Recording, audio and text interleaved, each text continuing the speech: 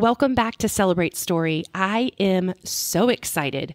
I have had just an excitement about being able to have the pleasure of speaking with a few moms that I got the pleasure of meeting at a lunch called Celebrate Moms that the Sun Project put on. I felt so lucky to be able to go to this lunch. A friend of mine told me about the Sun Project. I'd never heard anything out about the Sun Project. I'm like, what is the Sun Project? And she told me about it on the side of the pool because our kids were both doing swim team together. And she told me that in Cabarrus County, that if a mom tests positive for being pregnant and they have also been struggling with an addiction, typically they would just automatically lose their baby. And that a group of people, and that there's an entire organization that has been set up and is growing and helping moms to give wrap-around care to give moms everything they need if they choose to want to keep their baby. And I was so inspired by the teeth of love and compassion and care for mothers that this gave that each time I saw my friend, I was like, what's going on? How can I get involved? And so that's how this all came about. And so I have a friend here, Shadell, that is going to just share a little bit more about the nuts and bolts and the nitty gritty of exactly what the Sun Project does so that you understand the context of how I met these wonderful women. So yes, the Sun Project is a cross-sector collaborative system of compassionate care that uses best practices to support the health, safety, well-being, and recovery of pregnant patients with a substance use disorder, their infants, and their families. Care coordination, prevention measures, and support services are provided for families through partnerships across multiple sectors and agencies.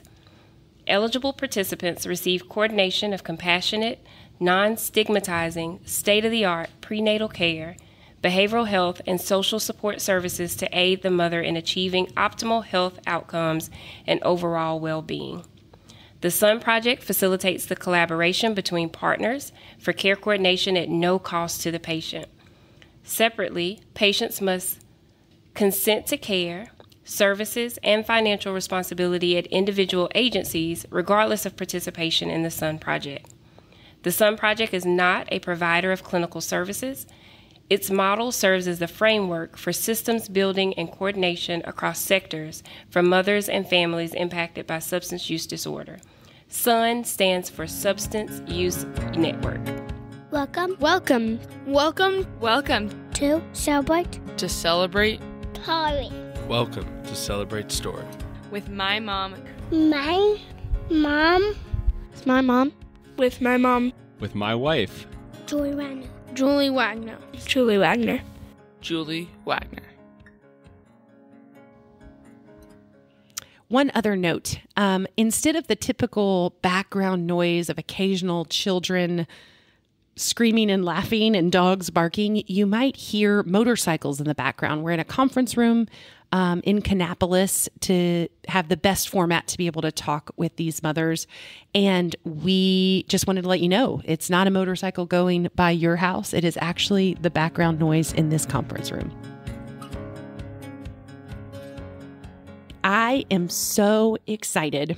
As I've said over and over and over again, stories nurture me, they guide me, and they support me. And when I get the gift of another human being sitting across from me and sharing the hard places, there's nothing like it to me.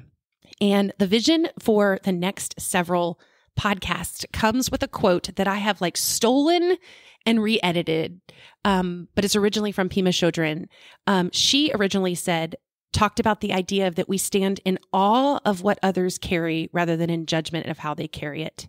And when I think back of all these years of the gift of being a mom and a human in this world, to be able to lock eyes with another human being and be able to take off our armor and give and receive our stories and where we are, it's a precious gift. And so this morning, after many months of planning, I have this gift of sitting down with Jennifer. So Jennifer, welcome to the podcast. Welcome to Celebrate Story. Thank you. I'm happy to be here. I'm so excited. I met Jennifer, but I have to back up because I need all the listeners to understand all the backstory.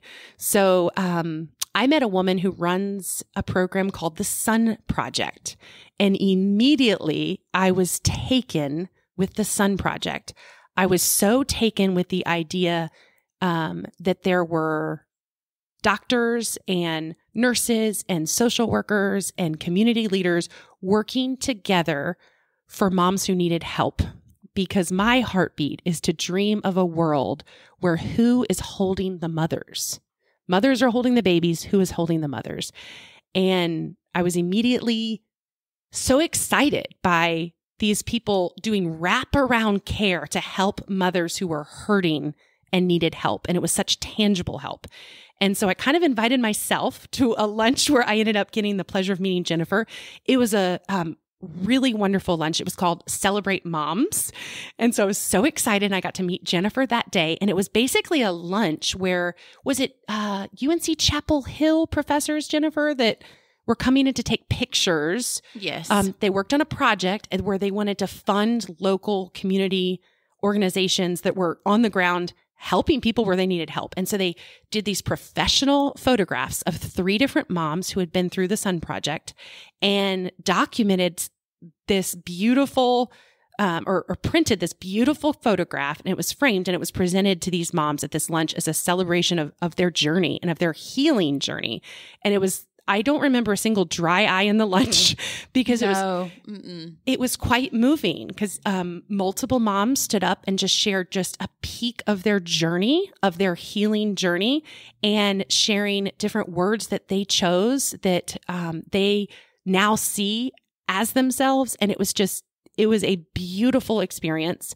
And shortly after that or maybe it was before that, I might have the timeline wrong, we had started dreaming of a chance to have moms that would be interested and willing and would trust us on the podcast to share their story. And so that is how Jennifer and I are getting the privilege of sitting across the table from each other. And what I'm going to do today is I just want to talk with Jennifer about her experience, and just allow you all the gift of being able to listen into our conversation. Because always at Celebrate Story, I hope to bring a conversation that's meaningful for the listener, the speaker, and the observer. So we're going to jump right in. So you got involved with the Sun Project. And do you mind sharing a little bit about your background of where you're from? I thought it was so cool what you were sharing earlier about how long you've been in North Carolina, because there's such a rare chance that you meet someone who's been in North Carolina in the Charlotte area. That's so many of us are transplants. So would you like to share a little bit about yourself? Yeah. So grew up in this area. I was born in the university area,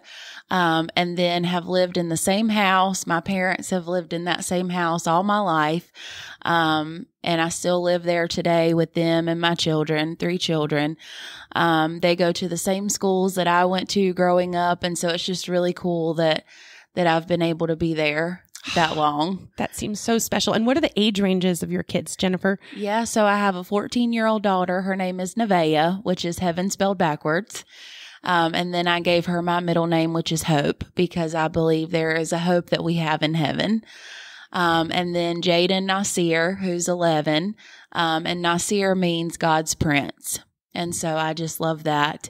And then Nova, she's named after my grandmother Ruth, and she'll be 2 in February. And so Nova, I just really liked that name. It went well with Ruth and named her after Grandma Ruth. I love hearing names and why moms choose names. Tell me a little bit more. Okay, so now that the listeners have an idea, you're a mom of 3. You also work here. Can you tell a little bit more about what your work is and what your involvement was with the Sun Project Celebrate Moms Lunch? I would love to hear more of whatever you'd want to share of that. Yeah, so I'll go back to around February 2022. I had just had baby Nova and went through a journey that I'll share in a little bit about how she was going to be adopted, and that adoption ultimately fell through. And so I have the honor of parenting her, but that was not the plan from the beginning. And so I had lunch with a friend and was telling her that I really wanted to piece together 2 parts of my story.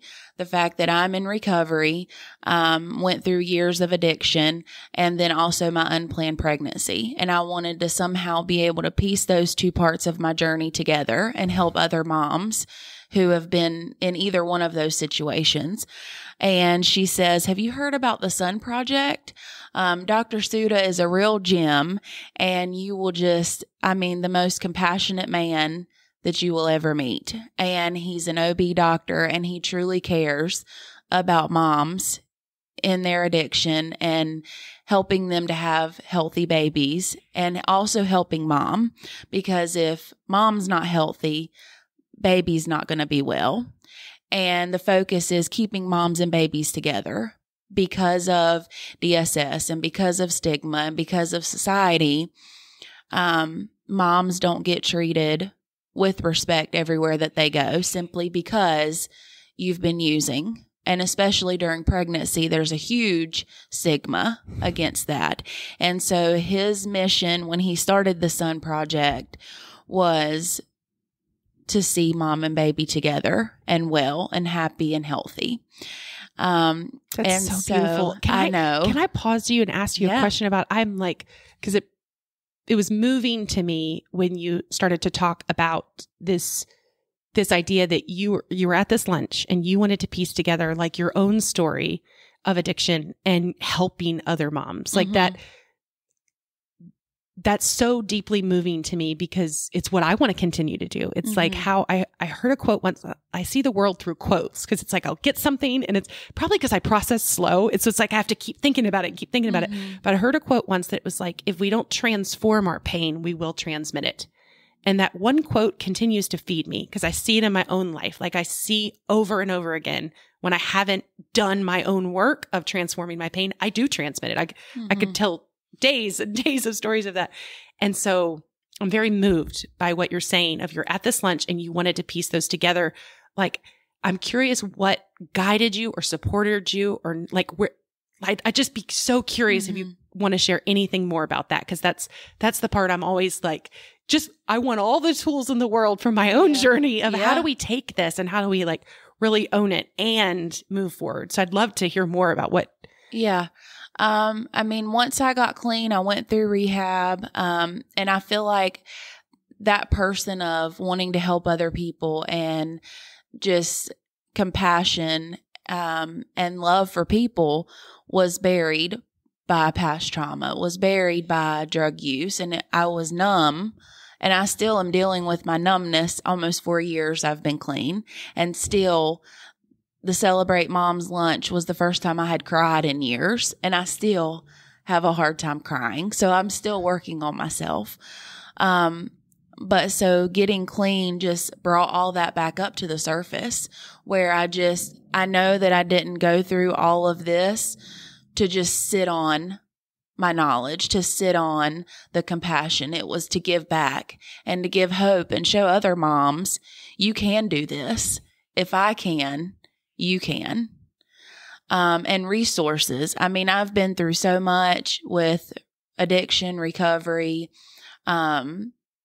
just trying to navigate the system, and the unplanned pregnancy, and just so much, a wealth of information that I've learned. And I want to share that with other people who are in the place where they don't have resources yet.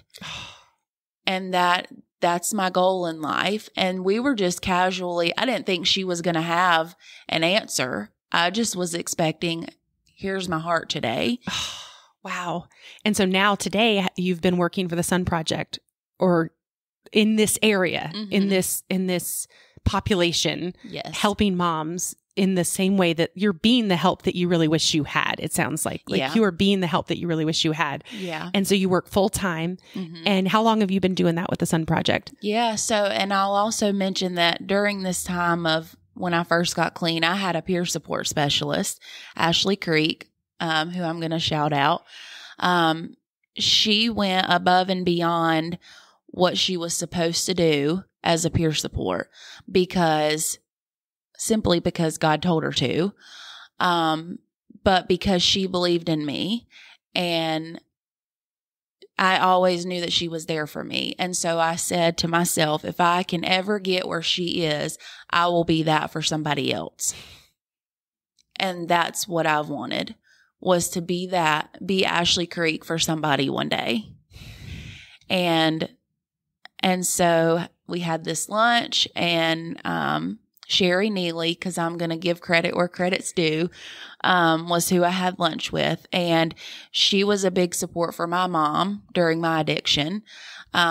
She was co-leaders of a group called Families in Recovery. And so they are supports for families of people that are struggling with addiction. And so she tells me about Sun Project and get on their website. I had not heard about them, and had been to Cabarrus Health Alliance for my own appointments in the past, but knew nothing about this clinic. So I get on the website, and there was a link for Contact Us. And so I sent an email, just saying, here's my story. How can I help? I would love to meet the moms, volunteer, employment, whatever it can lead to. And so it ended up being Gina Hofer, who is the Sun Project manager. So Sun Project is kind of an umbrella over the Sun Clinic. It is housed in Cabarrus Partnership for Children. And so they deal with the systems level issues, logistics of how the Sun Clinic runs, connecting partners who can work together and provide resources to the moms. And so she reaches back out to me and says, well, let's have a Zoom meeting. Let's talk. And so that meeting we talked about, she felt like I needed my peer support certification first, just to learn more about addiction, more about boundaries, and just, it would be good information before I just get in there. And then I've got moms calling me all hours of the day and night, or just learning all of the information that they teach you in peer support class. What was the most transformative thing, or the thing that just is on the tip of your tongue that you wish everyone knew that you learned in the peer support class? And I'm asking for me. I want to know what you know. A peer support is not a friend. And that has been really hard for me, because my peer support is now my friend. And she went above and beyond. And I see all of the ways that she did more than she could have done, or probably should have done, because she wanted to help me. Is it, I'm picturing in my mind like nurturance, guidance. Mm-hmm. Is that the types of energy? I don't know if that's the right word I'm looking for. I'm a rescuer. Okay. I want to rescue everybody. Like when a mom says they don't have housing, I wish I had $1 million so I could be like, here's a home for you. Mm-hmm. And so, yeah, that's the main thing that I do struggle with, is that if I can't do it for everybody, I probably shouldn't be doing it. You're so preaching I definitely to me. have Just keep on going. I definitely have to get guidance from coworkers and from my supervisor on, is this Jennifer taking over, or is this really within the scope of what I can do?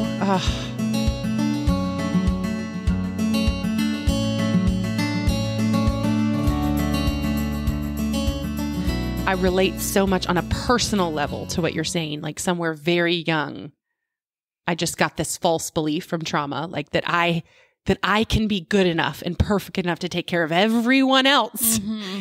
And it's like, once that lie cracked open, I think that's why I'm kind of rambling here, but I really hooked on, like, felt very moved on what you said about, I'm still working on, there was a part in your story that you were saying, I'm still working on this. Like I'm still about numbing, because I think about that. I think about it with my older kids. Like I'm trying to practice becoming more aware of, like, I'm just straight up addicted to my smartphone. I mean, It is like such a nonstop, and it's not going to be an easy process. And I can very easily get in this like shame spiral over it. And it's like, which is like not making any progress. And I know that's a small example, but I'm saying in my mind, it's like I read something once by Richard Rohr. He said that like we're all addicted to something. Yeah. And if we think we don't have an addiction, we're addicted to our own rightness. We're obsessed with our rightness and we're addicted to this. We're all in this pattern of thinking that we think our way of doing things is the only way of doing things. Yeah. And that like absolutely transformed a lot of the ways I'm thinking. What do you think about that? I'm curious. You have so much lived experience and work experience. What do you think about all those things? That makes me think about, so when I was in rehab, we had a couple that would come in every week and just, that was our fun class. Like they didn't have an agenda. We could talk about like we even talked about dinosaurs in one of the classes. Like they just knew everything about everything. And so one of the things that he said was, different does not equal wrong. Just because somebody's way of doing things is different than yours does not make either one of your ways wrong. Mm-hmm. And that's so good. And it's so hard. It's so hard to live that because it requires such mindfulness because it's a quick treatment to my own shame. I've noticed in my own life of like, oh, if I can just put this different as bad and my different as good, it can immediately treat shame as opposed to processing my own pain. Yeah. Dealing with my own crap. Yeah. It's such a powerful. Yeah. And I have to be very intentional of not getting wrapped up in other people's stuff as a way of not focusing on my stuff. Like if I can just stay busy with them and what they have going on and get wrapped up in there, because that addiction to chaos will creep back in so easily where it's like I get so wrapped up in their chaos and then I'm just drawn back in. Because as a mom, I'm laughing at myself. Life gets so boring. It does. It's the same thing day in, day out, that routine. And so just that little bit of chaos and drama. And it's exhausting. It is exhausting. It is exhausting. And I burst out laughing because it was like, why is she reading my journal over there? Like, it was like, let me just laugh because I'm so seen. And so I see it and I've worked through that. So what else from that peer support education or experience of being a support? What are things that you're like, I just wish the average person understood this about peer support? You've had so many great themes about like learning this draw to chaos and to alleviate the mundane and this desire to keep helping. Like you've hit on so many like huge treasures. Like what else would you want just the average listener to understand? And maybe not just with peer support, maybe with addiction in general. Like what if you could like post it on the highway? What do you wish people knew about moms who are also struggling with an addiction? What do you wish people saw and knew and heard and felt about moms who struggle with addictions? So people with addiction is not a moral failing. We don't choose drugs because we're bad people. We choose drugs because we don't know how else to deal with the things that we're going through. It does not make us bad people. And my peer support, Ashley, told me this story, and she explained it so well when she was talking to a pastor. And the pastor said, if someone is using and they need to get clean, why don't they just go to detox? Why don't they just stop? Why don't they just go? And she said, okay, let me break it down to you like this. I'm going to come to your house. You've only met me a couple of times, and I'm going to tell you, pack up everything. You might be gone 30 days, 6 months, a year. We don't really know. But for right now, you're going to be gone for about 7 days. So pack up whatever you need for 7 days. You got to leave your phone here. Can't have a phone. And the friends that you've known for, we'll just say 5-6 years, you probably won't ever get to talk to them again because they're not healthy for you. And you're going to go to this place where you don't know anybody, probably don't know anybody. And you may have a roommate, may not, with all of this staff coming to check on you around the clock. And then from there, you're going to go stay somewhere else. We don't know where, just depends on wherever there's a bed.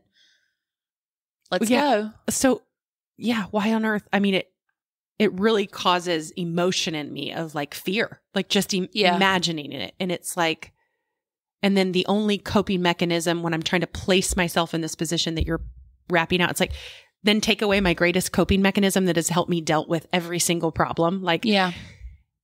It's overwhelming. So why? Like what in your experience, either your experience or your experience in peer sorts specialists, like why? Like, I think I heard you say, I'm like remembering things from the luncheon. It was you or maybe someone else, but I'm curious, like why? What makes someone take that step of courage? Like it just seems like an enormous step, an enormous step. And it's like, it makes me think it's like we can put someone on the moon, but we have a hard time like sitting in the presence of someone else's pain without rushing to fix it, deny it, dismiss it, accuse, judge, shame. Like, Yeah. we have such a hard time, all of us, with just sitting in someone's pain. Like, I'm just curious for you to talk about like what makes you or any of us, because I think that's a lesson for every single one of us. Like, what are we not acknowledging that is really not working? Because we all have it, every single last one of them. And like, what moves someone from this direction to this direction? Like, endlessly fascinates me. I'd be so curious to hear anything you want to share about that. Yeah. I mean, speaking directly to addiction, I think it's just being tired. Like for me, I had burned all my bridges, some of them intentionally, because I was getting to that point where I'm done with this. But if I don't burn this bridge, that's the only way I can get out of this to where I have nowhere else to go. And I think, like you said, people are so quick to want to fix it. And sometimes you just need to listen. And I'll even ask moms sometimes, would you like feedback or do you just need to vent? Sometimes we don't need anything said. Is that what your peer support specialist, you said she went above and beyond. Was that what she would do? Would she sit with it and just allow that pain to be there? Is that, did you learn that from her, or is that just in the work that I've been doing? No, she was like, dang it, we're get in the car, we're going. And it was literally like a battle in our minds, like, because she wanted so badly to see me get clean and she could see that in me. But she was like, I literally felt the Holy Spirit pulling in the reins, telling me, I've got her. You have to let her go. But she did it in a way that I always knew that door was open when I was ready. Wow. That's a really powerful moment of this idea that I've got her. Can you let her go? Like this sense of like, I'm offering this help. I feel like that can apply to so many things. Like, I'm offering this, but it's your decision. Yeah. It's your decision. So for you just got tired. You said you just got tired. Like, I was tired of the detox. I was tired of going in and out of the hospital, going to jail, being sick. Like, I was just tired of all of that. I was tired of not having a relationship with my kids. But little did I know, anybody can get clean. When you're working on yourself and you're working on being in recovery, that's really hard because you're just left to sit and think about all the stuff that you've done to your family and to your kids. And so now you're dealing with focusing on your own recovery, trying to get yourself well, and then dealing with all the stuff that you've put people through. So what guides you through that? What's the compass that gets you through that? Like, I can just, even the generosity that you're having to share just even a glimpse of that. Like, I can feel a weight of like how, because I don't think there's a human alive. I mean, it's a human emotion to feel despair. Like, how do you fight against the despair of that? Like, what guides you? Like, where do you find fuel? Where do you, like, what? Because there's not if you're a human is lying if they would deny, oh, I never feel despair. I always feel fine. Like, okay, well, they're lying or they're ignoring it, right? Like, that's part of the human condition is that there's a sense of just like, how does one fight against that? Like, what in your journey are tools or compasses, or I'm so curious to hear more about that. Yeah. I mean, I know that it's cliche, but Jesus, a strong church home, church family. And I've heard several people mention this along the way, but you will be like the top 5 people that you hang around with. So making sure that your circle is people that push you to be better. And I have my own reasons why I don't do AA, NA. It's just not for me. But it sounds like you have a support group in other ways. Yeah. The same type of thing. Yeah. And just a different mission for you. Mm-hmm. Wow. That is. And therapy. People always think, I don't need therapy. Yes, you do. Everybody needs therapy. Yes, I need so much. Yeah. Yes. It's so true. My husband and I were laughing over something we heard once that we'd overheard. I think it was a television show. And the person on the show was like, why would I want to go digging everything up from the past? And like, my husband and I laughed because we're like, we thought we were going to get married and have the matching cute outfits on the kids. And like, we've just going to do all these things. We're like, no, actually, we're going to spend a decade unpacking our childhood trauma that was unacknowledged. So it's like, wow, we thought this was going to be like rainbows and butterflies. And we're like, wow, we've been doing a lot of things to cover up unacknowledged trauma. Yeah. It's like, wow, that's actually what we're doing so that we don't. So we have a hope of passing less of that. Right. Like, just, I don't know. It just blows my mind to think you think it's going to be this one thing. Right. Yeah. But then actually, and then how much this idea of like, because there was definitely a time where I was like, oh, I don't need a therapist. I have my sister. I'm like, how just unacknowledged trauma can be in the driving seat of my present life. Yeah. Which is an awakening. Yeah. It's an awakening. It's an a reckoning.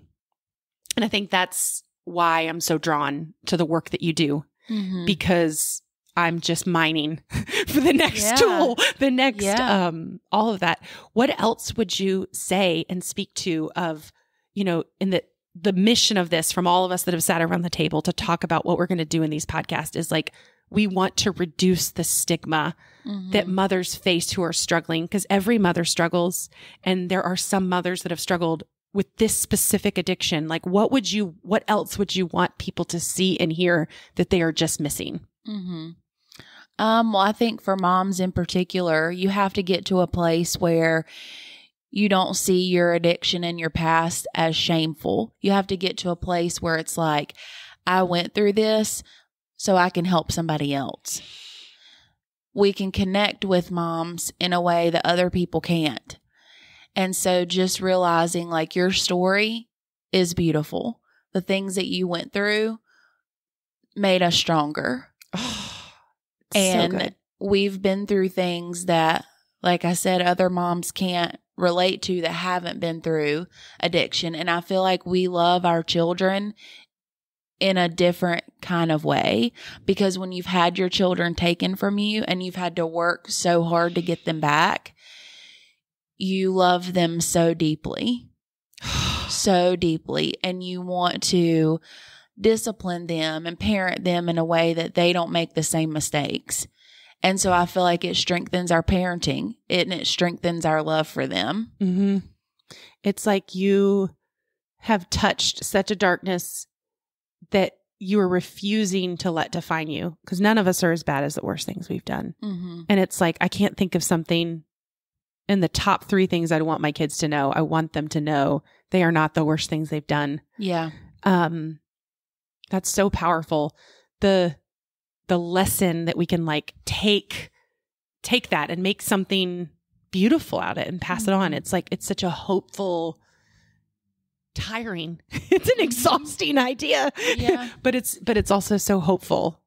Would you, as we start to wrap up here, would you be interested in sharing the 3 words and why you chose them from the Celebrate Moms Lunch, or anything you remember? Maybe if it's not that in particular, would you be interested in sharing anything more? You had referenced, you were like, that was the first time I cried. And that's a part of my recovery process because that's really hard for me.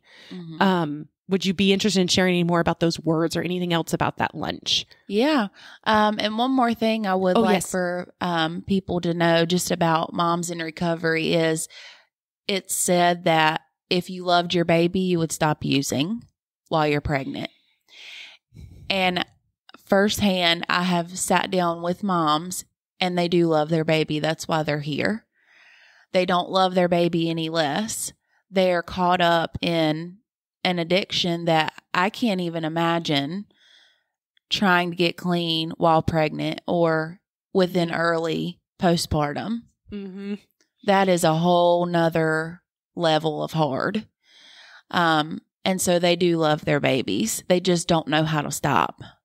Jennifer, that is so powerful. That's so powerful, because that's like our human tendency to just quick solutions. Mm-hmm. It's like everything is so quick, right? Like everything is so instant, and we think it's just this simple, but it's like this chasm of problems, like this mountain of things that we must get through. That was so beautiful.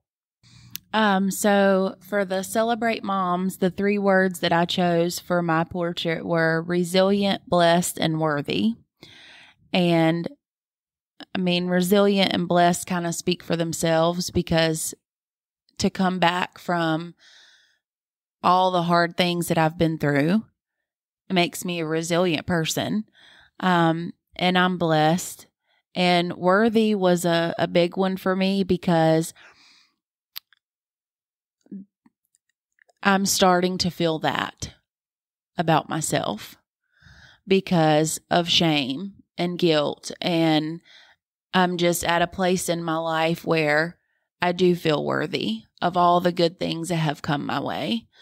The opportunity with Sun Project and this position that I have here now at Cabarrus Health Alliance, working with moms. I'm worthy of all of those things. That's so beautiful. So beautiful. That the last one, worthy, is so relatable. I have this theory, and I'm curious what you think, that all of us are walking around never saying it out loud because we'd be reported, but like just asking, do you love me? Do you find me worthy? Do you have, and I think all of us are asking that of another person on some level, or building enough walls that we're not asking it. And it's like, we can create and uncreate, desecrate and create someone in our eyes and our looks and the way we deal with each other. And it's like, I just dream of a world that is more extravagantly tender to each other, and to moms in particular, because so many moms work so hard and then judge themselves as still unworthy of basic things. I think that's so relatable.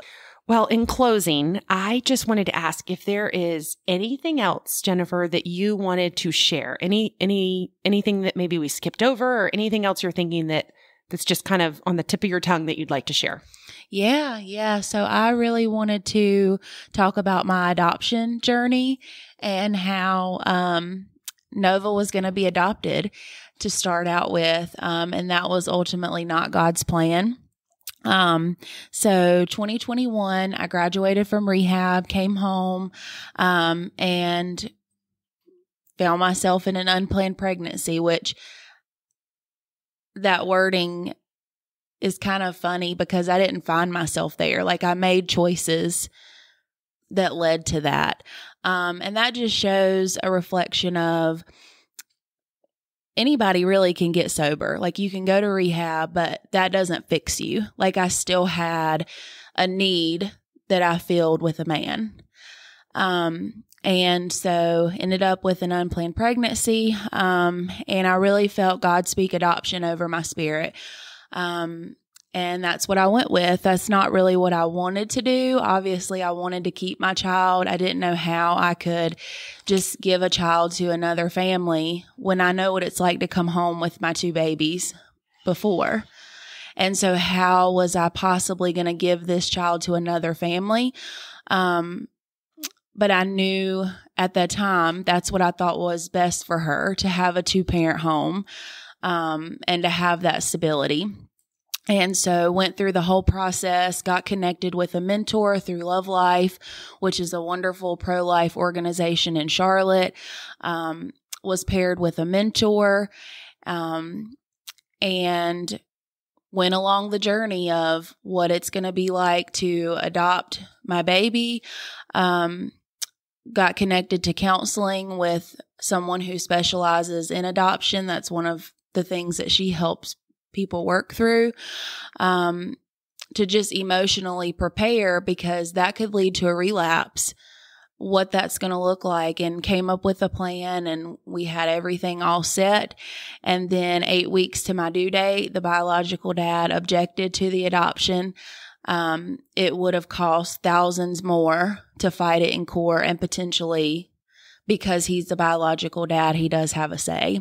So unfortunately, adoption fell through, and I was left with a lot of questions of, okay, God, what next? Because I had not prepared, and honestly felt like I had a disconnect from my child the whole pregnancy. Like I would just lay on the ultrasound table and cry because I couldn't build a connection and a bond with this child. You would never know that now because she's my whole world. But yeah, everything fell in place the way that it was supposed to. And I got to keep her, and everything is just beautiful. Wow. Thank you feels too light, but thank you for sharing a part of your story, because it's not just your story. It's something that we can all learn from. Yeah. And I appreciate you offering it to help. Of course. I've really enjoyed this. Me too. Thank you. You're lost in sorrow. You see your yesterdays, but I see tomorrow. You see the darkness, but I see the spark. You know your failures, but I know your heart. You're a young spirit, an old soul with a new chance to grow. I can't start to compare your love to the size of your heart. If people saw the road you've been down, they would know, and you'd never feel alone. No, you wouldn't feel wasted, like an antidote to the world chased by the fears it gave you. Oh, but you're still a young spirit, an old soul with a new chance to grow. Would you please do me a huge favor? Would you follow, like, share any and all of those things that you'd like to do? I'd be so grateful.